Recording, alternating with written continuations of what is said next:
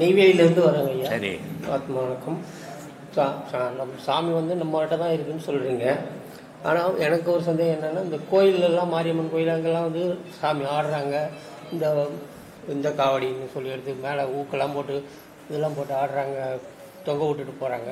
அப்போ அதெல்லாம் எப்படி அவங்களால முடியுது அப்படின்னு கேட்குறேன். எத்தனையோ வீடியோவில் சொல்லிக்கிறது.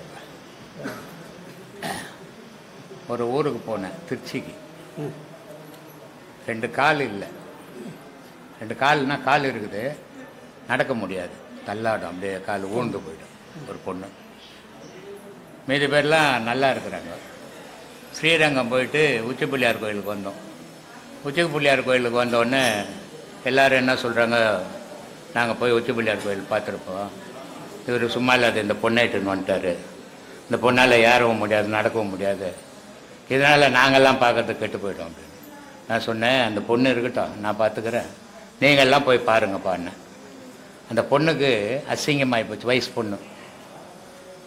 அந்த பொண்ணு என்ன சொல்லிச்சு, மாமா நான் உன் ஷோல்டரை பிடிச்சிக்கிறேன், நான் ஏறிடுறேன் அப்படின்னு சொல்லி. ஏறுமா அப்படின்னு என் ஷோல்டரை பிடிச்சிக்கின்னு உச்சி பிள்ளையார் கோயில் மேலே போய் உட்காந்துக்கிச்சு. நல்லாக்கிறவன் ஏறி வர கஷ்டப்படுறான், மேலே வந்து மாரடிக்கிற மாதிரி போய் தண்ணி கொடுக்குறாங்க. இதுக்கு காரணம் என்ன அப்படின்னா மனதிடப்பட்டு போச்சுன்னா. இப்போ நெருப்பு மறிக்கிறான், ஒரு பீடி நெருப்பு பட்டால் சுடுது, ஆனால் அவன் நெருப்பில் இறங்கி போகிறான். காரணம் உணர்ச்சி குணங்கள் மாறி போகுது. கடவுள் அது இருக்குது, அதை பார்த்துக்கோ அப்படின்ற நம்பிக்கையில் இவன் உடலை பற்றி யோசிக்கிறது இல்லை. அதனால வலி தெரியல. நமக்கு ஒரு சின்ன முள்ளு குத்தினா கத்துறோம், அதை வலிச்சும் போட்டான். அவன் பிரார்த்தனை வலிக்கிறான், நமக்கு என்னமையா அதை போய் சொல்லணும். இல்லை அதான் அந்த மாதிரி ரோட்டில் பார்க்குறான், பார்க்கும்போது அதெல்லாம் அவ்வளோ கஷ்டப்பட்டு சாமி சக்தி இருக்கிறதுனால தான் நம்ம எல்லா மதத்துலேயுங்குது. அது ஒரு மதத்தில் இல்லை. முஸ்லீமில் மோரம் பண்டிகைன்னு ஒன்று வரும், அதில் முள் வச்சு இதில் டம்மு டம்மு டம்முன்னு அடிச்சு உடம்பெல்லாம் ரத்தமாக்குவான். அது கடவுளை பண்ண சொன்னார். இது எதுவுமே கடவுள் பண்ண சொன்னதில்லை. நம்ம சும்மா இருக்கும், அது மாதிரி ஒன்றுமே பண்ண முடியலையே. அதுதான் மனசு மாறி போகுது இல்லை. இப்போ சாதாரணமாக நாளுக்கு கறி மீன் போய் ஒரு 2 கிலோ காட்டுக்கறி எடுத்துன்னு வந்து 2 கிலோ கோழிக்கறி எடுத்துன்னு வந்து போட்டு நீ இந்த உண்டு பிள்ளைங்களுக்கும் போடுற. கிருத்திகை வந்துச்சுன்னா போய் எடுப்பியா? அதுவும் நாள் தானே, எடுத்து துண்ண வேண்டியது தானே. முடியலையே, மனசு வரலையே. நீங்கள் சொல்கிற பதில் அதை மாதிரி மனசு தான் எல்லாத்துக்கும் பேஸ். மனசு எதை விரும்புதோ அதை செய்ய போகுது, மனசு எதை விரும்பலையோ அதை விட்டுட போகுது. அதனால விரும்புகிறவன் செய்யட்டும், அவன் செய்து போகிறான். நீ செய்யாம உன்னை நீ பார், உனக்குள்ள இருக்கிற கடவுளை நீ தேடு. அதை விட்டுட்டு ஊரை யோசனை பண்ணினா உன்னை மறந்துடுவே. நீ உன்னை யோசனை பண்ணினா ஊரை மறந்துடுவ. ஊரை மறந்துட்டு உன்னை யோசனை பண்ணா உனக்கு புண்ணியம் உண்டு. உன்னை மறந்துட்டு ஊரை யோசனை பண்ணும்போது உனக்கு பாவம் தான் உண்டு. எது வேணும்னு நீ முடிவு பண்ணிக்கோ. அந்த நெருப்பு மிதிக்கிறாங்க, அந்த மாதிரிலாம் செய்யறாங்க. ஏதானா பண்ணட்டம்பா, அவனுக்கு பிடிச்சதை அவன் பண்றான். ஒருத்தன் கவிச்சே சாப்பிட மாட்டேன்றான், இவனுக்கு பிடிச்சதை சாப்பிட மாட்டேன்றான். உலகத்தை தித்திட முடியுமா உன்னால? போய் நெருப்பு மறிக்கிற இடத்துல ஒரு கொம்பத்துன்னு போய் வச்சு யாருன்னா நெருப்பு தாடி பண்ணான்னு சொல்லு, உன்னை அடிச்சு நெருப்புல போட்டுருவாங்க. வீணு வேலைக்கெல்லாம் ஏன் போறீங்க? அதான் அந்த மாதிரி முடியுது. அப்புறம் நம்ம அவன் செய்யட்டம்மா, நீ செய்யாத இரு, உன்னை நீ திருத்திக்கோன்ற. ஒவ்வொரு மனிதனும் தன்னை திருத்திக்கிட்டான்னா உலகம் நல்லா இருக்கும். இன்னொருத்தனை பார்த்து இன்னொருத்தன் செய்து, இன்னொருத்தனை பார்த்து இன்னொருத்தன் செய்யும் போது தான் தீமை விளையுது. அதனால நீ உன்னை மாத்திக்க. நீ போய் அந்த மாதிரி முட்டாள்தனத்தை செய்யாத. நெருப்பு மறிப்பான், இவனுக்கு ஆவாத எவனா இருப்பான், கொஞ்சம் சக்கரை தூவி விட்டான்னா போதும் அந்த நெருப்புல. இவன் தெரியாத இறங்குவான், காலெல்லாம் ஒட்டின்னு கொப்பளம் கழிச்சுக்கிட்டோம். அப்போ அம்பாள் கிட்ட குறையணுமா இவன் பண்ண சேஷ்டிக்கு. இதையெல்லாம் தேவையற்ற வேலைகள். அதனால அவன் செய்யறான், விரும்புறான், மனசு அதை விரும்புது, செய்யறான். ஒருத்தன் ஒரு பொண்டாட்டியை கட்டி வச்சுக்கணும் ஒழுக்கமா வாழறான், ஒருத்தன் ஊருக்கு ஒரு பொண்டாட்டியை வச்சுக்கணும் ஒழுக்கமற்ற இல்லாத வாழறான். இதை ஏன் போய் திருத்த முடியுமா? நம்ம திருத்த முடியாது. அதனால நம்மளே திருத்திக்கின்னு போயிடலாம். அது மாதிரி நடக்கிறாங்களே, எப்படி அந்த நடக்கட்டும்ன்ற அவன் நடந்து போட்டுமே. ஒருத்தன் சாவறான், ஏன் சேர்த்தான்னு கேள்வி கேட்க முடியுமா போய்? சாதாரணமா நடக்கிறதுக்கும். அதனால நீ உன்னை மாத்திக்கோ. நீ போய் அந்த மாதிரி முட்டாள்தனத்தில் இறங்காத. இன்னொருத்தன் செய்யறத பத்தி நீ சொல்லிப்பாரு, எடுத்தா எடுக்கட்டும், எடுக்கலாம் போட்டோம். அதனாலதான் வருதா அப்படின்னு. அது ஒரு சக்தி இருக்கிறதுனால தானே அந்த மாதிரி வருதுன்னு. சக்தி எல்லாருக்கிட்டும் இருக்குது. தூக்கு போட்டுக்கு போறான்னு எல்லாத்த விட சக்தி ஜாஸ்தி. ட்ரெயின்ல மாட்டிக்கு போறான்னு எல்லாத்த விட சக்தி ஜாஸ்தி. இவனாவது உயிரோடு இருப்பான், காலு கை வெந்து போய். அவன் செத்து போறேன்னு போறான், அவனுக்கு எவ்வளவு சக்தி இருக்கணும் பாரு. ஆனா சாவறான போய். அதனால ஊரை யோசித்தோம்னா நமக்கு விடிவே கிடைக்காது. உன்னை யோசனை பண்ணும். ஆத்மாவதாயா.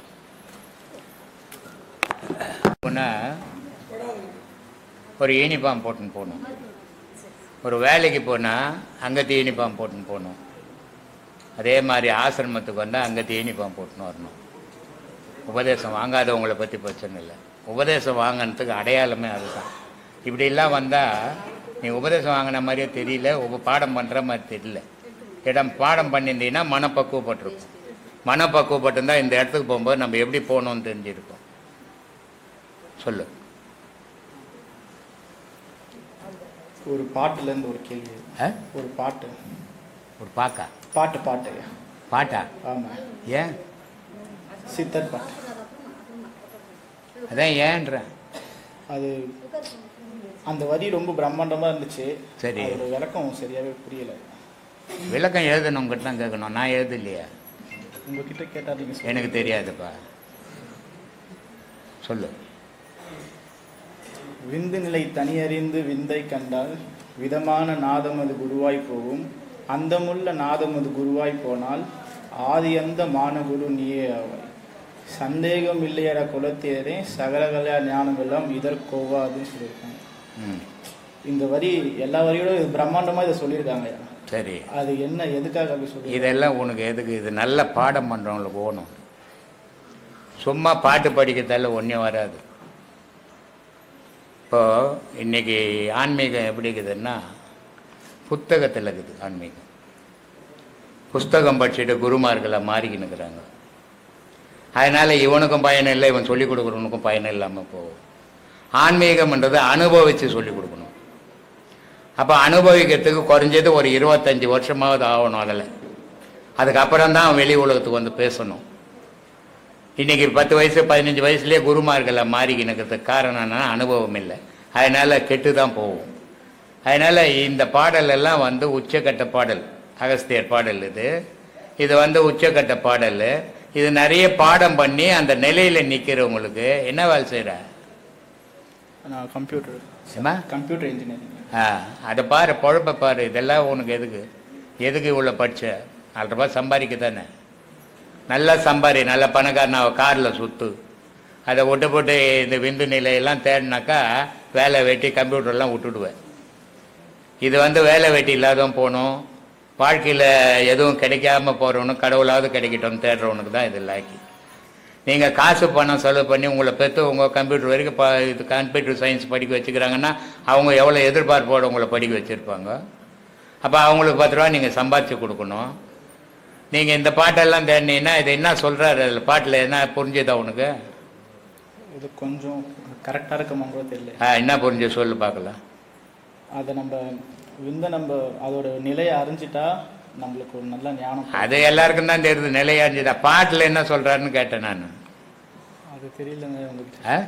தெரியலையா? தெரியாது. எதுனா ஒரு பேப்பர் எடுத்து படிக்கிறதா இல்லை என்ன தூக்கி தெரியுதா? உச்ச நிலையில் போனால் விந்துன்றது உலக உற்பத்திக்கு தேவை. அதே நேரத்தில் இந்த விந்துன்றது கடவுள் அடையிறதுக்கு அதான் தேவை. விந்து இல்லைன்னு நொந்து விட்டு கெட்டானோ, விந்தை விட்டவன் நொந்து கெட்டானோ. அப்போ இந்த விந்தாகப்பட்டது வெளியே போச்சுன்னா அது பொண்டாட்டி பிள்ளைங்களுக்கு தான் உதவும், உலகத்துக்கு தான் உதவும். அதே விந்து திருப்பி மேல் பக்கமாக ஏற்றினீங்கன்னா கடவுள் அடையிறதுக்கு அதே விந்து தான் ஓணும். அதனால தான் நான் சொல்லியிருப்பேன், இளமையில் பிடிங்க இதை, அப்போ தான் நீங்கள் கடவுள் அடைய முடியும். இல்லைன்னா அந்த பாதையில் இருக்கலாம், கடவுள் அடைய முடியாதுன்னு சொல்லியிருப்பேன். அதை மாதிரி அந்த விந்துவை மேலே போச்சுன்னு சொன்னால் உனக்கு வேற்றுமை, வேலை, வெட்டி, குடும்பம் எதுவும் தெரியாது. அதில் என்னென்ன இருக்குது அந்த விந்தில்? இப்போ ஒன்றுக்கு பிடிச்சி சாப்பிட்டு பார்த்தீங்கன்னா உப்பு கறிக்கும், அவ்வளோதான். ஒரு சுவை தான் இருக்கும்.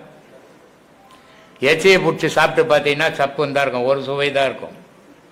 ஆனால் விந்துவை பிடிச்சி சாப்பிட்டீங்கன்னா 5 சுவை இருக்கும். அதில் 5 பஞ்சபூதம் அதில் அடக்கும்.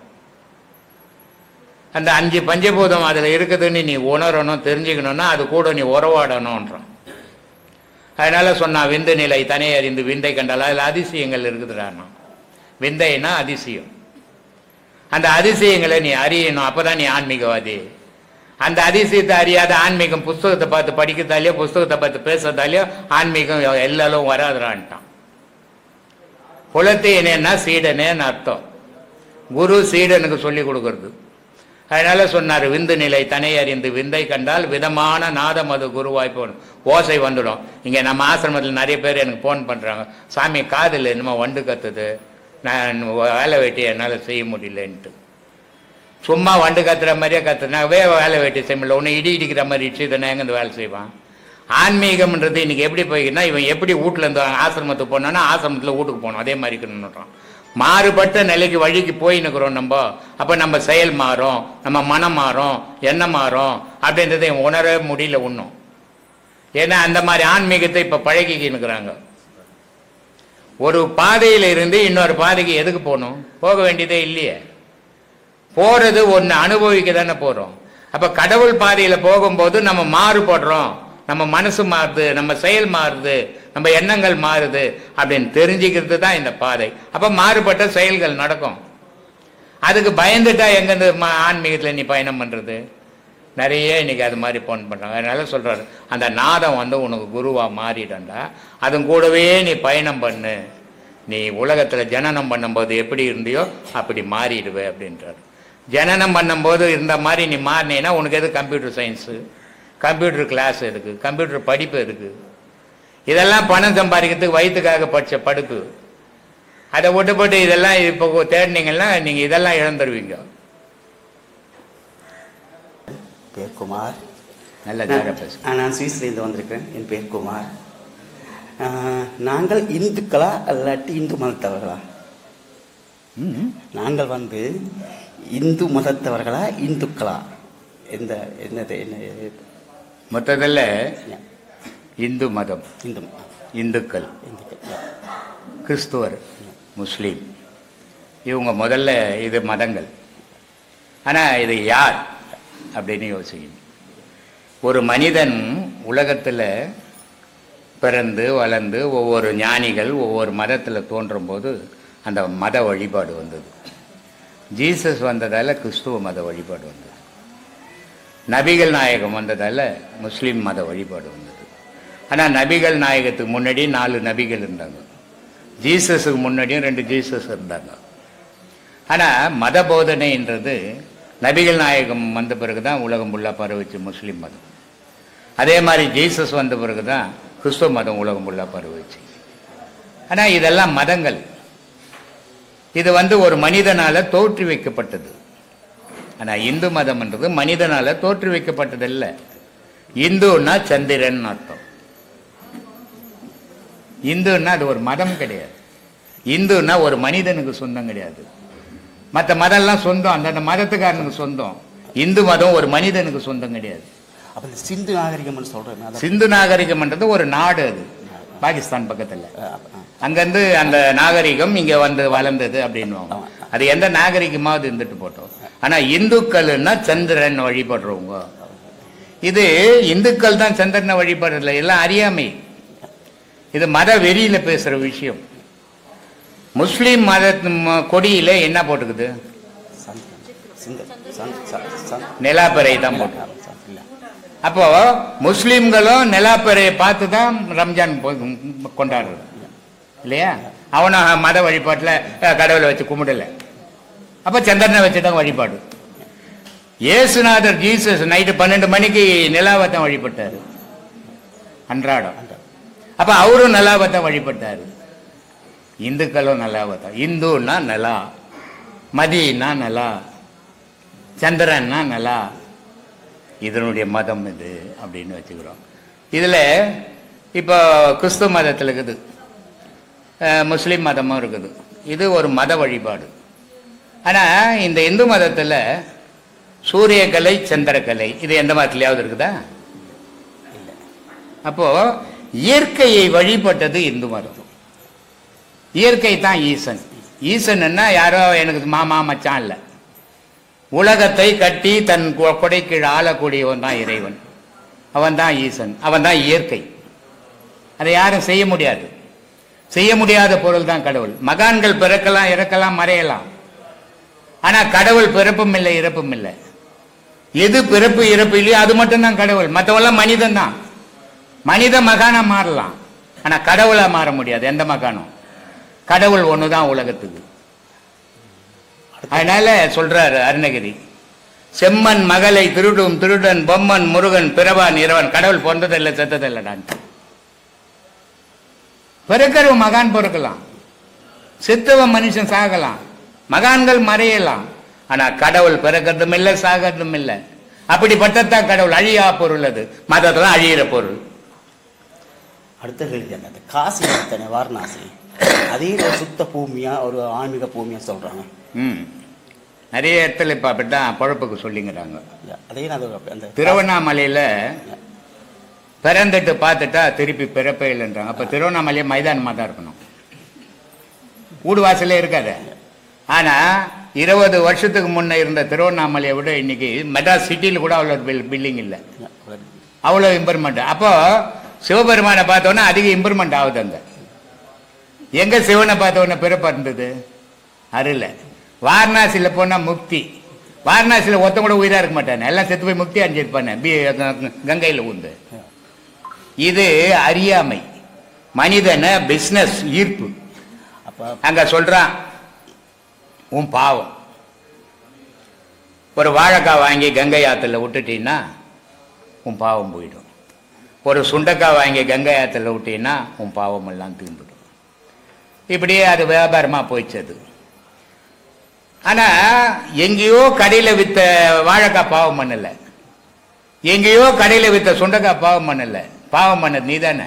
ஒரு கையை விட்டு வெட்டி கங்கையில விட்டுற, என் பாவம் எல்லாம் போட்டன்னு விட்டு வந்தீங்கன்னா நியாயமான விஷயம். அப்ப காசி போறவ ஒரு ஏதாவது ஒரு சாப்பாடு சுற்றுலா சாமி. காசின்றது ஒரு சுற்றுலா பயணம். இல்ல அங்க போன மாசம் கூட ஒரு சாமியார் வந்தாரு இங்க சேலத்துல இருந்து. சாமி உங்ககிட்ட ஆசீர்வாதம் வாங்கின்னு நான் காசிக்கு போறேன் அப்படின்னாரு. அவர் எல்லாம் பேசி எல்லாம் முடிச்சாரு. கடவுள் எல்லாம் பார்த்தேன், நான் ரொம்ப சந்தோஷம். கடைசியா சொன்னேன், சிவவாய்க்கர் சொல்றாருப்பா, கடவுள் மனிதனுக்குள்ள இருக்கிறான், ஆனா இவன் கடவுளை தேடி காடு மோடெல்லாம் சுத்துறான் அப்படின்னு சொல்றாருன்னு அந்த பாடலை சொன்னேன். பட்டினத்தார் சொல்றாரு, காசி வரைக்கும் நடந்தேன், கால் தான் நோவெடுத்தது, வாசி அதை மறந்தேன். வாசியோட வாழ்ந்துருந்தா நான் கடவுளோட வாழ்ந்திருப்பேன், கடவுளை தேடி காசி வரைக்கும் போய் கால் வலி தாண்டா வந்ததுன்ற. அதனால அப்படிலாம் சொல்றாங்க. காசியில போன நீ வரன்னு கடவுளா உட்காந்துங்கிறாருங்க. கடவுள் இல்லாத இடத்துல உயிரினம் இல்லை, ஆனா கடவுள் உனக்கு தெரியாத தேடினுங்கிற. இதுக்கு ஒரு உதாரணம் சொல்றேன். இப்ப வெளிச்சம் காயுது, வெயில் காயுது இல்ல, வெயில் தானே காயுது. ஆனா நிலவுகள் சுக்கை தெரியுதா, நட்சத்திரம் தெரியுதா? சரி, நட்சத்திரம் தெரியல, அப்ப நட்சத்திரம் இல்லைன்னு சொல்லலாமா? இரவுல வர்றது இல்லை, அது இருந்துக்குனே தான் இருக்குது. அது இரவுல வரல, வீட்டுக்கு போல, அது இப்பவும் இருந்துக்குன்னு தான் இருக்குது. ஆனா உன்னால அதை கண்டுபிடிக்க முடியல, காண முடியல. உன்னால காண முடியல, கண்டுபிடிக்க முடியல, அது இல்லைன்னு சொல்ல முடியாது. ஏன்னா நட்சத்திரங்கள்னா கோள்கள் அடி வாங்கிட்டோம். அப்ப நட்சத்திரம் இருந்துக்குன்னு உனக்கு தெரியல, இப்பவும் நட்சத்திரம் இருக்குது. ஆனா நம்மளால அறிய முடியல, அறியக்கூடிய சக்தி நமக்கு இல்லை. அதே மாதிரி கடவுள் நம்ம பக்கத்திலேயே இருக்கிறாரு, கடவுளை அறியக்கூடிய சக்தி இல்லை. ஆனா கடவுளை தேடி காடு மோடெல்லாம் தெரிஞ்சுக்கிறோம். காரணம்னா உண்மை தெரியல, நிஜம் தெரிஞ்சு பயணம் பண்ணல, மத வழிபாட்டில் பயணம் பண்ணிட்டோம். மத வழிபாட்டில் கடவுள் அறிய முடியாது, அது எந்த மதமாக ஒன்றா இருக்கட்டும். மனித வழிபாட்டில் தான் கடவுள் அடைய முடியும். மனித வழிபாடு செய்ய உன்னால முடியல, அதனால மத வழிபாட்டுக்கு போயிடுறான். அதனால மத வழிபாட்டுக்கு போறதால ஏதோ ஒரு கூட்டம் சேர்ந்துக்குதே தவிர அங்க கடவுள் வழிபாடு பண்ண முடியாது. ஏன்னா எந்த புத்தகத்திலையும் கடவுள் இல்லை. குரான்ல கடவுளுக்குதா, பைபிள்ல கடவுளுக்குதா, சிவபுராணத்துல கடவுளுக்குதா, எல்லாத்துலயும் கடவுளை பத்தி எழுதிக்குது. ஆனா கடவுள் எதுல இல்லை, கடவுள் உனக்குள்ள அதை தேடு. சரி, தனிப்பட்ட கேள்வி. நான் இலங்கையெல்லாம் பிறந்து வளர்த்தேன். சரி, அந்த பூமி எந்த நேரம் எரிஞ்சுக்கிட்டே இருக்கு, எந்த நேரம் பிரச்சனை, ஏதாவது எரிவு, அந்த பூமி பாவம் பண்ணப்பட்ட பூமியா, என்ன காரணம்? அதுதான் பேசக்கூடாதுன்றான் யூடியூப்புக்காரன், இருந்தாலும் பேசிடுறேன். இல்லை, அந்த பூமி எந்த அந்த காலம் தொட்டு அது 1000 வருஷமானாலும் எரிஞ்சுக்கிட்டே இருக்கு அந்த பூமி. ராவணன் ஒரு தாண்டான் இலங்கை. ராவணன் ஆண்ட இலங்கை சீதையால் அழிக்கப்பட்டது. சீதை யார்? யார் சீதை? ராவணோட என்னம்மா? இல்லை, ராவணன் மேலே இங்கே கடத்தப்பட்டவா? ராவணனால கடத்தப்பட்டவ. ஆனா அந்த சீதை யார்? சீதை வந்து ராவணனுடைய பொண்ணு. சீதை பிறந்த உடனே அந்த ஜோசியம் பார்க்கும்போது, இந்த பெண்ணு உன்னாண்ட வளர்ந்ததுன்னு சொன்னா உன்னுடைய நாட்டுக்கு ஆபத்து அப்படின்னு ஜோசியம் சொல்றான். அதனால மண்டோதரி கிட்ட, ராவணனுடைய மனைவி மண்டோதரி கிட்ட சொல்லி அந்த குழந்தைய கடல்ல போடுறாங்க. அந்த குழந்தை அடிச்சின்னு வந்து இங்க ஜனகர்கிட்ட கிடைக்குது. அப்ப ஜனக மகாராஜாவுக்கு குழந்தை இல்லை. அப்ப ஜனக மகாராஜா எடுத்துதான் அந்த சீதையை வளர்க்கிறாரு. அப்போ அந்த சீதைன்றது ஒரு சக்தி, சாதாரண எல்லா பெண் மாதிரி இல்லை. ஏன்னா ராவணன் வந்து அப்படிப்பட்ட ஒரு அற்புத சிவபக்தர். அதனால அந்த சக்தியே அவனுக்கு மகளா பிறந்தான். ஆனா அதை அவன் காப்பாத்திக்கல. அதனால தூக்கி கடல்ல எறிஞ்சான். அந்த கடல்ல மெந்த குழந்தை ஜனகர்கிட்ட கிடைச்சது. ஜனகர் வளர்த்தாரு. அத தசரத ராமன் போய் கல்யாணம் பண்ணான். சரி, கல்யாணம் பண்ணா ஆகாது, அதோட போக வேண்டியது தானே. சூர்பனகையால வந்த விளைவு, உலகத்திலேயே உலக மக்கள் ஓடி உழைக்கிறது, சம்பாதிக்கிறது, சொத்து சேர்க்கறது, தொழில் செய்யறது, படிக்கிறது எல்லாமே பெண்களுக்காக தான், அவனுக்காக இல்லை. இல்லை, எல்லா செயல்களுக்கும் அடிப்படை பேஸ் பெண்கள் தான். அதை வச்சுதான் இந்த உலகமே இயங்கிக்கிறது. அப்படிப்பட்ட சீதையை வந்து அவன் அந்த சூர்பனகையால கையை வெட்டி போய் மூக்காத்துட்டாங்க அப்படின்ட்டு போய் கம்ப்ளைண்ட் பண்ணி கடைசியில் அது போரா மாண்டு போச்சு. போரா மூலம் போது அங்க மரணம் யாரால நடந்ததுன்னா கடவுளுடைய அவதாரத்தால நடந்தது. சராசரி ஒரு வீரம் மோதலை இல்லையா? சராசரி ஒரு வீரன் மோதி இருந்தான்னா அங்க பாவ புண்ணியம் இல்லை. ஆனா ஒரு சராசரி மனிதன் ஒரு கடவுள்கிட்ட மோதும் போது அங்க பாவ புண்ணியம் வந்துடும். அது அந்த பூமிக்கு வந்துச்சு. இல்ல, அதுதான் அதுக்கு காரணம் என்னன்னா பிரிவினை ஆயிப்போச்சு. அதுதான் அது பிரிவினை ஆயிப்போச்சு. அது என்ன ஆயிப்போச்சுன்னா சிங்களவன் தமிழன் அப்படின்னு ரெண்டு பிரிவா போச்சு. இது தேவையற்ற விஷயம். இது மக்கள்ன்றத மனசுல வைக்கணும். அதனால்தான் நான் மீடியாக்கள்ல கூட சொல்லுவேன், நான் ஜாதியை வச்சு பேச மாட்டேன், மதத்தை வச்சு பேச மாட்டேன், மனித உலக மக்கள் இருந்தா பேசுவேன். ஏன்னா எல்லா மனிதர்களும் நல்லா இருந்தா அந்த இடம் நல்லா இருக்கும். மனிதருக்குள்ள வேற்றுமை வந்துச்சுன்னா அந்த இடம் கெட்டு போயிடும். இன்னைக்கு இலங்கையினுடைய நிலை அதுதான். அதை விட ஒரு கொடூரமான விஷயம் இப்ப நடந்துக்குது இலங்கையில. அதுதான் ரொம்ப வருத்தப்பட வேண்டிய விஷயம். இலங்கையினுடைய இளைஞர்களை கவர்மெண்டே கெடுத்துக்கினுக்குது. மது கொடுத்து, மங்கையை கொடுத்து, பல கெட்ட எவ்வளோ அவங்கள கெட்ட வழியில கொண்டு போக முடியுமோ அவ்வளோ கெட்ட வழியில இலங்கை அரசாங்கம் செய்யுது. காரணம்னா எதிர்ப்பு இல்லாம இருக்கணும் பிற்காலத்துல அப்படின்றதுக்காக. இதை இலங்கை இளைஞர்கள் சுதாரிச்சுக்கணும், ஜாக்கிரதையா இருக்கணும். கஷ்டம். அதுக்கு அடிமை ஆயிடக்கூடாது அவங்க. நான் ஏற்கனவே ஒரு 6 மாசத்துக்கு முன்ன கூட ஒரு வீடியோவில் பேசுறேன். அந்த இலங்கை வந்து அவ்வளோ புண்ணிய பூமி. அந்த பூமிக்கு புண்ணியம் கிடைக்காத. ஆமா, அப்படிப்பட்ட. ஆனா இல்ல, அதுக்கு ஒரு விடை உண்டு. ஆனா அந்த விடை எப்பன்னு தான் தெரியாது. ஆனா கண்டிப்பா அதுக்கு விடை உண்டு. ஏன்னா ராவணனுடைய செயல் இருக்குது, அது சாதாரணமான செயல் இல்லை. ராவணனுடைய பக்தி இருக்குது, அது சாதாரண பக்தி இல்லை. சிவபெருமானியை ஆட வச்ச பக்தி.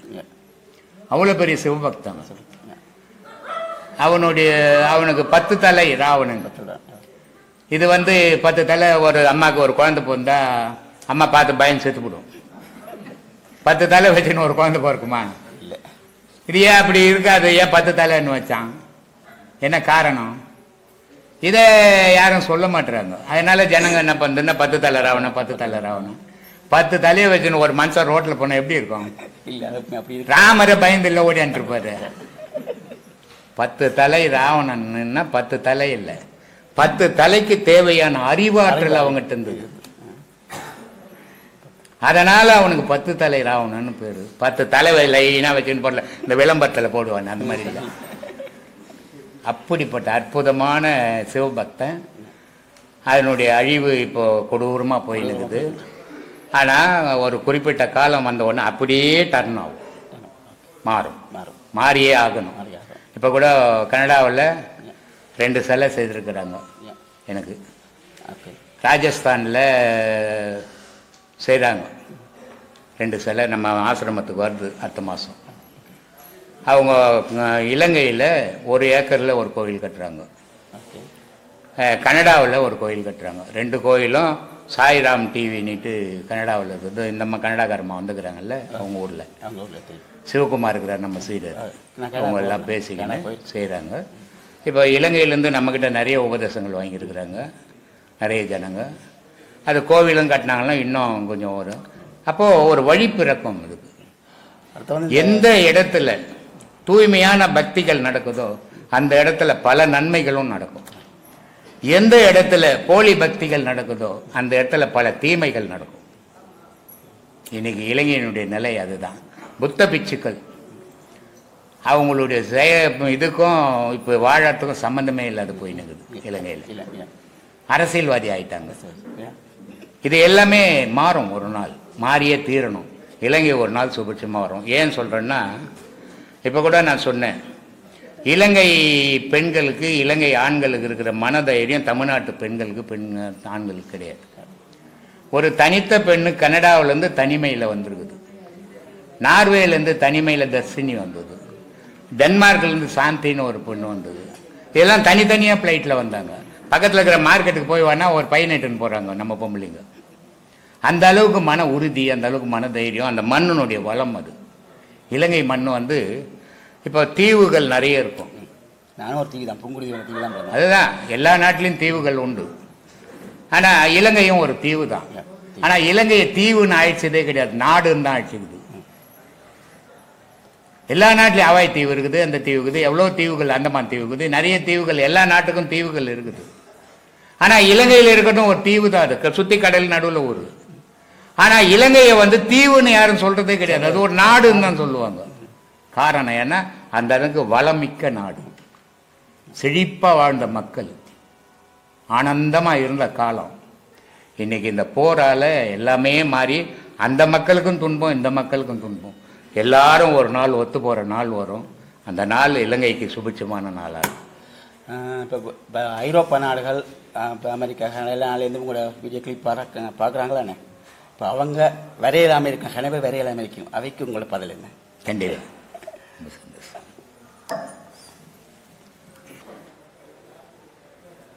திருவாசகம் சித்தர்கள் மகானுடைய பாடல்களிலிருந்து தொகுத்தது என்று சொல்கிறார்கள். ஐயா, ஒரு சில சந்தேகத்தை உங்களிடம் கேட்டுவிட்டு அப்புறம் மறுபடியும் சில வினாக்களை கேட்கிறேன். கருத்தறிய கருத்தாய் மேவி காலமும் தேசமும் வகுத்து விரிவினையும் கூட்டிய திரளையாட்டும் விழுவுரலே யாம் சொல்லும் விண்ணப்பங்களே, இது கொஞ்சம் சொல்லுங்க ஐயா விளக்கம். கருத்தறிய கருத்தாய் மேவி. எந்த ஒரு செயலை செய்தாலும் எண்ணம் கருத்து 2 உண்டு ஒரு மனிதனுக்குள்ள. எண்ணமும் உண்டு, கருத்தும் உண்டு, ஒரு மனிதனுக்குள்ள உருவாவது. ஆனால் எண்ணங்கள் என்றது கலையக்கூடியது, கருத்துக்கள் என்றது கலையாத பதிவாகக்கூடியது. இந்த கருத்துக்கள் எங்கே பதிவாகுது? மூளையில் பதிவாகுது. மனசு மனுஷனுக்கு எங்கே இருக்குது? மூளையில் இருக்குது. அதனால தான் ஒரு ஆக்சிடெண்ட் ஆச்சு, பேசலை, விழுந்துட்டான். என்ன நடந்தது? மூளைச்சாவுப்பா, மனச்சாவுன்னு சொல்லலை, மூளைச்சாவு. அப்போ மனுஷனுக்கு மனசு எங்கே இருக்குது? மூளையில் இருக்குது. ஆனால் மனுஷனுக்கு மனசு இங்கேன்னு அடிச்சுப்பான். இங்கே இல்லை, இங்கே 5 பஞ்சபூதங்கள் இருக்குது, இதயம் இருக்குது, ஆனால் மனசு மூளையில் இருக்குது. இந்த மனசில் பதிகிறது தான் கருத்து. ஆனால் நீ பார்த்தது, கேட்டது, படித்தது, கலையிறதெல்லாம் எண்ணங்கள். ஒரு மாதம் பொறுத்து இங்கே நான் என்ன பேசினேன் அப்படின்னா அது எண்ணங்களாக கோர்த்து இருந்ததுன்னா கலைஞ்சி போயிருக்கும், சொல்ல தெரியாது. ஆனால் அது கருத்தாக பதிஞ்சிருந்ததுன்னா இதை பேசுனீங்க சாமி அன்னைக்கு, இதை சொன்னீங்க அப்படின்னு சொல்லுங்க. அப்போ கருத்து வேறு, எண்ணங்கள் வேறு. கருத்தாய் எந்த செயலை செய்தாலும் கருத்தால் செய்யணும், எண்ணங்களால் செய்யக்கூடாது. களையக்கூடியது எண்ணங்கள், களையாதது கருத்து. அந்த கருத்து உனக்கே அது திரும்பி வந்து உபயோகப்படும். அதனால் எதை செய்தாலும் கருத்தாக செய்யுங்கன்னு சொல்கிறார். சரிங்க.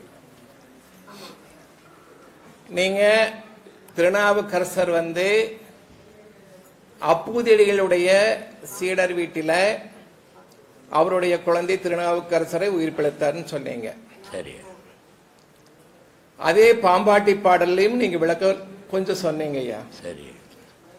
அந்த பாம்பாட்டி பாடலுக்கும் கண்ணதாசன் பாடலுக்கும் சில வித்தியாசம். பாம்பாட்டி பாடல் வந்து செய்யுள் வடிவில் இருக்கும். கண்ணதாசனுடைய பாடல் வந்து பாமரை மக்களுக்கு கூட புரிகிற மாதிரி இருக்கும். பாம்பாட்டி பாடல் வந்து சொல்றாரு, நாதர் முடி மீது இருக்கும் நாகப்பாம்பே, உனக்கு நச்சிப்பை வைத்தது யார் சொல்லு பாம்பே, பாதாளத்தில் குடி புகும் பாம்பே, குடி புகும்போதே தலையை வாங்கும் பாம்பே அப்படின்னு பாடுறார். இது சாதாரண மக்களுக்கு புரியாது. இந்த பாடலை கண்ணதாசன் எடுத்து சொல்றான், நாதர் முடி மீது இருக்கும் நல்ல பாம்பே, உனக்கு நல்ல பெயர் வைத்தது யார் சொல்லு பாம்பே, ஆதிசிவன் தலையமர்ந்த ஆணவம்மா, அவன் அங்கமெல்லாம் விளையாடும் தைரியம்மா, ஊர் கொடுத்த பால் குடித்து உயிர் வளர்த்தாய், பால் உண்ட சுவை மாறும் முன்னே நன்றி மறந்தாய் அப்படின்னு கனவு. அதுதாங்க ஐயா, ஊர் கொடுத்த பால் குடித்து உயிர் வளர்ந்தாய், உண்ட சுவை மாறும் முன்னே நஞ்சு கொடுத்தாய், பஞ்சமற்ற தொண்டருக்கு வஞ்சனை செய்தாய், அவன் பிஞ்சு மகன் நெஞ்சினிற்கு நஞ்சு வளர்த்தாய், பெயருக்கு தகுந்தாற் போல் மாறிவிடு, எங்கள் பிள்ளையை மறுபடியும் வாழவிடு, நெஞ்சம் மாறிவிடு, பிள்ளையை வாழவிடு. பாடணும்னு வந்துட்டீங்க, பாடுங்க.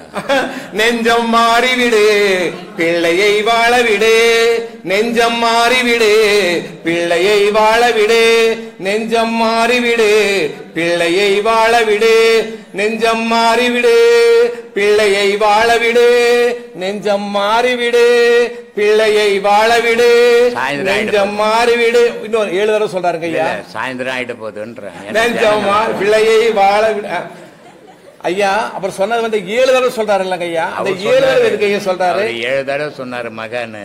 நீ மனுஷன் ஒரு தடவை சொல்லு போதும், புரியும் எல்லாருக்கும். ஐயா நான் சொன்னது நான் என்ன நினைக்கிறேங்க, 7 சக்கரங்கள் இருக்காங்கல்ல ஐயா, அதுன்னு நினைச்சிட்டு நான் கேட்கிறேன். ஏனம்மா அதான் இருக்கலாம் மூலாதாரம் சுமாதி மேல தரங்கி வருதாங்க ஐயா. அதுக்கும் சம்பந்தமே இல்லை. பாட்டு வேற, மூலாதாரம், சூதிஸ்தானம், மணிப்பூரகம், அநாகதம், விசித்தி, ஆஜ்ஞை, சகசிரமம் அது வேற. ஓ சரி, நான் அந்த இறங்கி வர்றதுக்காக அவர் சொல்றாரான்னு அங்கிருந்து இறங்கல. பாம்பு கிட்ட பேசுறாரு அவரு, உன் மனசை மாத்திக்கா, இவ்வளவு கொடூரமான வேலை செய்யாத, உனக்கு நல்ல பேர் வச்சிருக்கிறாங்க, கடவுள்கிட்ட வாழற நீ, அதனால உன் நிலையை மாத்திக்கின்னு அந்த விஷத்தை கட்சி எடுத்துடுன்னு சொல்றாரு. அப்புறம் அந்த பாம்பு வந்து விஷத்தை கட்சி எடுத்துரும், குழந்தை போச்சுக்கோ, அந்த திருநாவுக்கரசை அமைச்சிட்டு அவரு போயிடுவாரு. உள்ளமே கோவில் ஊரடம்பு ஆலயம், வள்ளல்வராருக்கு வாய் கோபுரவாசல், தெல்ல திளைந்தாருக்கு சீவன் சிவலிங்கம், கள்ளப்புலனைத்தும் காளாமணி விளக்கே. இந்த காளாமணி விளக்கேக்கு மட்டும்தான் கொஞ்சம் விளக்கம். 5 பஞ்சபூதம், 5 பஞ்சபூதமும் மணி விளக்கு, ஒவ்வொன்றும் அதை அதனுடைய செயலை செய்துங்க. இப்போ ஒருத்தர் பேசுனா காது கேட்குது, வாய்க்கு கேட்குமா? வாய் பேசுனா மூக்குக்கு கேட்குமா? மூக்குக்கு மோந்தா காது கேட்குமா? அப்போ 5 பஞ்சபூதங்கள் ஒரு இடத்துல தான் இருக்குது, முகத்தில். ஆனால் இந்த 5 பஞ்சபூதங்களும் அதனுடைய வேலையை மட்டும் செய்து மற்ற வேலைக்கு போகிறது இல்லை. ஆனால் இந்த மனுஷன் மட்டும் தான் வேலையை செய்யணும்னா ஊரில் இருக்கிற வேலைக்கெல்லாம் போயிடுவான். இதை தான் பாம்பாட்டி சொன்னார். சரிங்க. உள்ளுக்குள்ளே உணர வேண்டும், உள்ளும் புறம்பும் அறிய வேண்டும், மெல்ல கனலை எழுப்ப வேண்டும், வீதி புனலில் செலுத்த வேண்டும், கள்ள புலனைந்தும் கடிந்து விட்டு தெல்ல தெளிவான பரஞ்சோதி தோன்றும். அதனால இந்த புலன்களை நம்பி வாழாத, புலன்களை அழிச்சிக்கோ, அதை அடக்கிக்கோ, அதை உனக்குள்ள திருப்பிக்கோ, உலகத்து மேல விடாத. உலகத்து மேலே விட்டேன்னா ஆசைகள் உருவாயிடும். ஆசைகள் உருவாகும் போது துன்பம் உருவாயிடும். எங்கே ஆசை உருவாகுதோ அங்கே துன்பமும் உருவாகும். எங்கே ஒரு அமிர்தம் உருவாகுதோ நஞ்சியும் அங்கே தான் உருவாகுது. ஆசை எங்கே உருவாகுதோ அங்கே தான் துன்பமும் உருவாகுது. அதனால் இதெல்லாம் வெளி உலகத்துக்கு கூடாது. உள்ளுக்குள்ள திருப்புன்னா நீ ஆனந்தமாக வாழலாம். இதை திருமூலர் அப்படியே சொல்கிறாரு. அருமீன் அருமீன் ஆசை அருமீன், ஈசனுடன் இருப்பினும் ஆசை அருமீன். ஆசை படப்பட ஆய்ந்து வரும் துன்பங்கள் ஆசை விட விட ஆனந்தம் அமைந்தேன். அப்போ மனுஷனுடைய வாழ்க்கை ஆசையை அடக்கி வாழ்ந்தான்னா அவன் துன்பத்திலிருந்து விடுபடுவான். ஆசையை வளர்த்துக்கின்னு போனான்னா துன்பத்தில் போய் விழுவான். இதுதான் வாழ்க்கை. டீ வேணுமா? இல்லை எனக்கு வேணாம். அந்தம்மா வச்சுங்கிறாங்க. அது ஒன்றும் இல்லை. அந்தம்மா ஏன் அப்பப்போ டீ குடிக்கிறீங்க, ஏன் அப்போ தண்ணி கொடுக்குறாங்கன்னா, அந்தம்மா பெங்களூர்லேருந்து வர்றாங்க.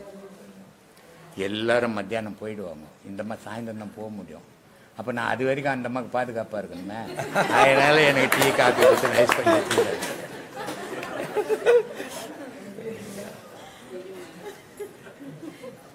அதனால மனிதனுடைய வாழ்வு ஒரு அற்புதமான வாழ்வு.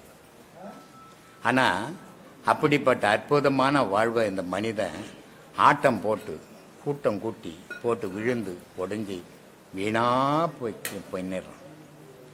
இந்த அற்புதமான வாழ்க்கை எப்படி வாழணுன்றது தான் நம்ம பேசின்னு வரோம். ஆமாம். ஏன் இவ்வளோ துன்பப்படுற? நீ உழைக்கிற, நீ சம்பாதிக்கிற, நீ சாப்பிட்ற, எதுக்கு உனக்கு துன்பம்?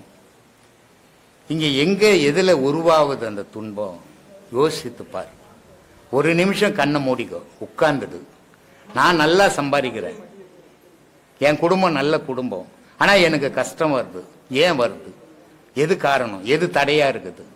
யோசி. 1000 ரூபாய் நீ சம்பாதிச்சு 500 ரூபாய்க்கு சாராயத்தை குடிச்சிட்டு 500 ரூபாய் பொண்டாட்டிக்கிட்ட கொடுத்தீங்கன்னா அவன் 4 பிள்ளைக்கு சோறு போடணும். நாளைக்கு வேலை இல்லைன்னா உனக்கு சோறு போடணும். அப்போ பக்கத்து வீட்டில் போய் கடன் வாங்கணும். நாளைக்கு 500 ரூபாய் கொடுத்தா அந்த கடனை கொடுக்கணும். நாளைக்கு சோறு இல்லாத உட்காரு. உன்னை சீர்திருத்திக்கினீங்கன்னா 1000 ரூபாய் சம்பாதிச்சு 50 ரூபாய் உன் செலவுக்கு எடுத்துக்க. 950 ரூபா பொண்டாட்டிக்கிட்ட கொடு. 2 நாள் வேலைக்கு போனா கூட உனக்கு பசியார சோறு போடுவா. உன் பிள்ளைங்க பசியார சோறு சாப்பிடுவான். உன்னை அப்பான்னு கூப்பிடுவான். நீ குடிச்சிட்டு கூத்தாடின்னு போனா உன்னை பெத்த புள்ள அப்பான்னுவானா? உன்னை பெத்த பொண்ணு அப்பான்னு கூப்பிடுமா? உன் மனைவி உன்னை கணவனா நினைப்பாளா? ஏதோ ஒரு ஜந்து வந்து போதும்னு நினைப்பான். இந்த வாழ்க்கையை ஏன் மாத்திக்கின்னு வாழக்கூடாது? அப்ப இந்த துன்பத்திலிருந்து விடுபடுறதுக்கு இது வழி இல்லையா? இதை தான் நம்ம சொல்லின்னு வரோம். நல்லா வாழக்கூடிய வாழ்வு இது. உலகத்துல 84,000 கோடி ஜீவராசிகள் இருக்குது. இன்னும் எவ்வளவு இருக்குதுன்னு தெரியாது நமக்கு. இது ஒரு கணக்கு தான். ஆனால் இவ்வளோ ஜீவராசிகள்ல இந்த மனிதனுடைய உடல் அமைப்புக்குது. அது ஒரு அற்புதமான உடல் அமைப்பு.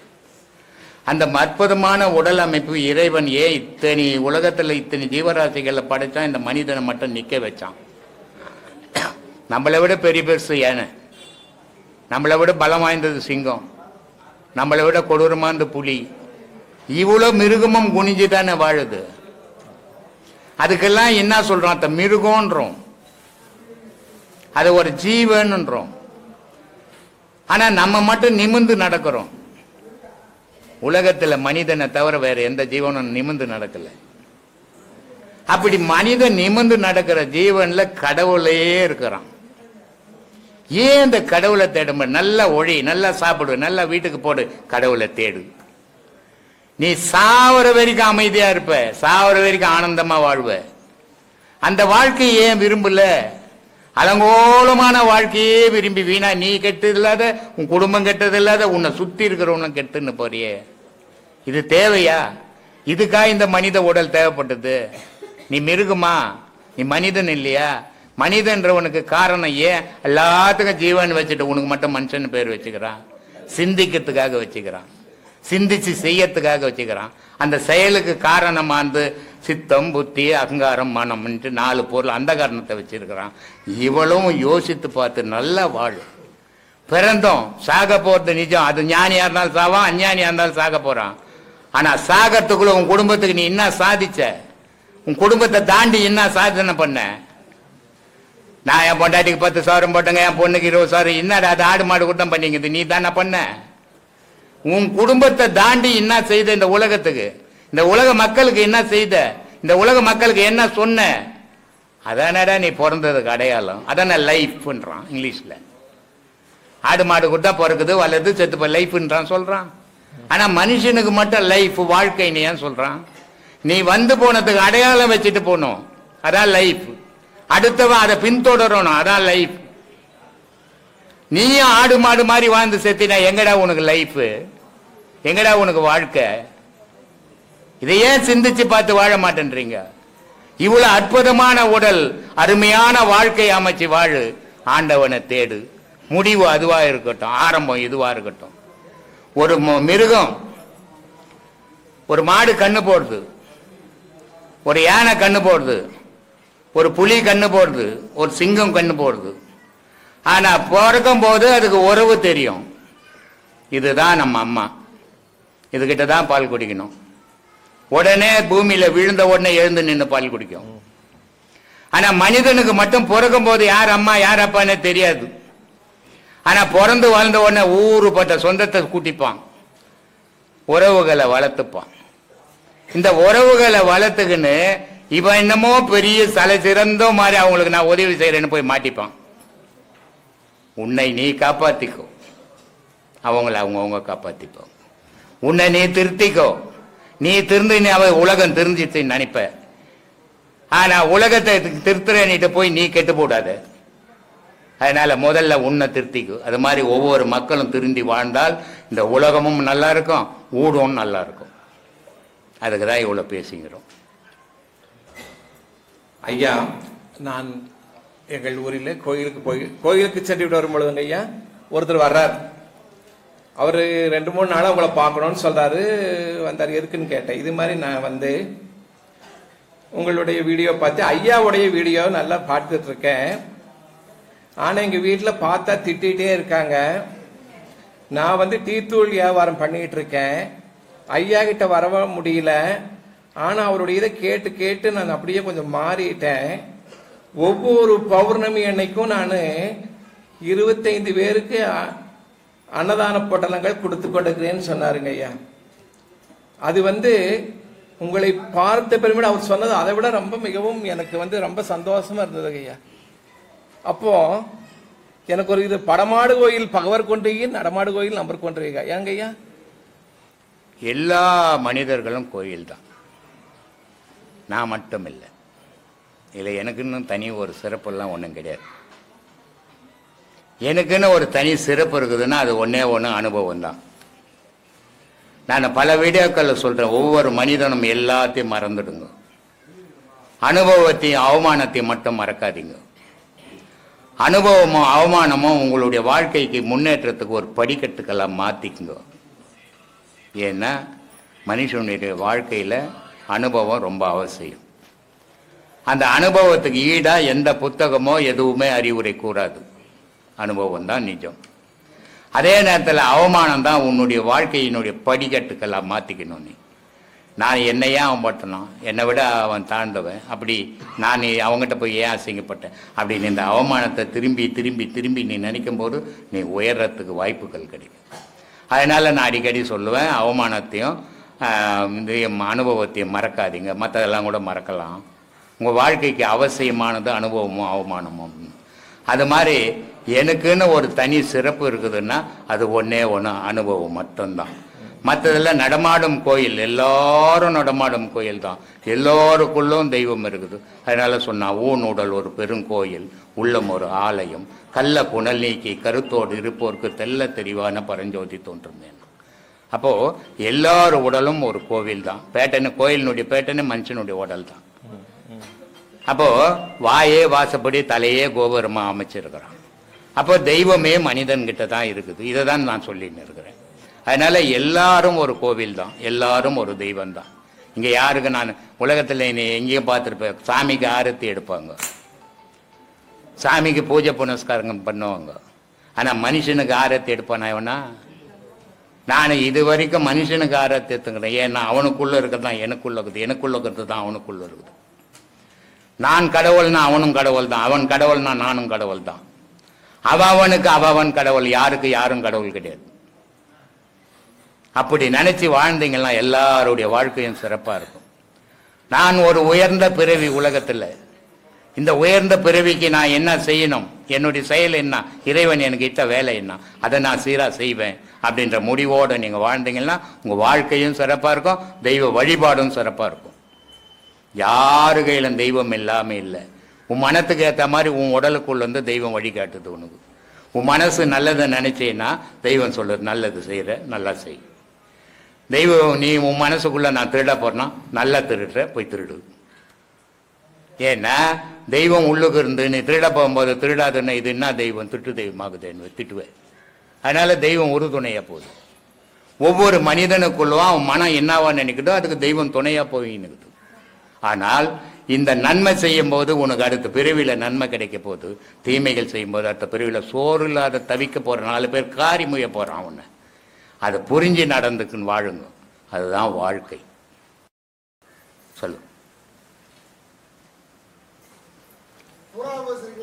ஐயா. மனம் எனும் மாடு, மனத்தை வந்து மாடு கொப்படுறாங்க ஐயா. இடைக்கால சித்தர் சொல்றாரு, மனமெனும் மாடு அடங்கினால் தாண்டவ கோணே முக்தி வாய்த்தது என்று தாண்டவ கோணேன்னு சொல்றாங்க இல்லையா. மனச வந்து மாடுக்கு ஒப்படுறாங்க அப்படின்னா அது வந்து சொல்லுங்க, அது ஏங்க ஐயா அப்படி சொல்றாங்க? இப்ப வந்து நீ ஒரு மாடு தானப்பா, நீ ஒரு மாடு தான். சிவன் கோயில்ல பார்த்து இருக்கிறீங்களா, சிவபெருமான என்ன தூக்கின்னு வருது? நந்தி. அந்த உடம்பு நம்ம உடம்பு நந்தி என்ன, அது மாடு. மாடு. இப்ப உன் உடம்புல சிவம் இருக்குது, உன் உடம்பு மாடு. இத சிவத்தை தூக்கின்னு தான் நம்ம உலகெல்லாம் சுத்தின்னு இருக்கிறோம். அப்ப நம்ம மாடு தானே. அப்ப அவர் சொன்னது ஒன்று தப்பு இல்லையா? தப்பு இல்லைங்க. அதனால அவர் சொல்றாரு, இருவினை மாடுகளை ஏக விடுக்கோனே, உன் அடங்கமான மாடு ஒன்று அடங்கி விடும் கோனர். இந்த மனசுன்ற மாடுக்குது, அந்த மாடு அடங்கன்னா இந்த 2 நல்வினை தீவினை மூச்சை நல்லா ஓட்டு அந்த மாடு அடங்கிடும்னாரு இடைக்காடர்.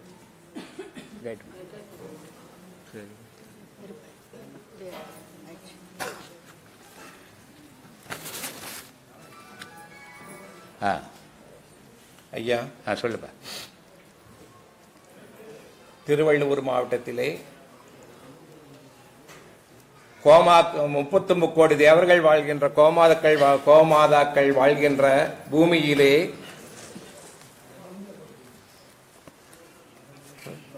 பிரம்மசூத்திர குழு அமைந்துள்ள ராஜயோக பாடசாலையிலே ஒரு காலத்திலே ஆழ்வார்கள் பாடிய வானாளும் விண்ணரசும் வேண்டேன், மண்ணாளும் மன்னரசும் வேண்டேன், தேனார் பூஞ்சோலை திருவேங்கட சுனையில் மீனாய் பிறக்கும் விதியுடையன் ஆவேனோ என்று குலசேகர ஆழ்வார் பாடினார். அதே போன்று இந்த பிரம்மசூத்திர குழுவிலே ராஜயோக பாடசாலையிலே ஐயாவினுடைய பாதங்கள் பட்ட இடங்களில் எல்லாம் அவர்களுடைய பக்தி சுவையை வேண்டி, அருள் சுவையை வேண்டி, அனுபவத்தை வேண்டி இந்த பாடசாலையிலே ஒரு படிக்கல்லாய் இருக்கும் பாக்கியத்தை எனக்கு அருள வேண்டும் ஐயா. ஆத்ம ஞானம், ஆத்ம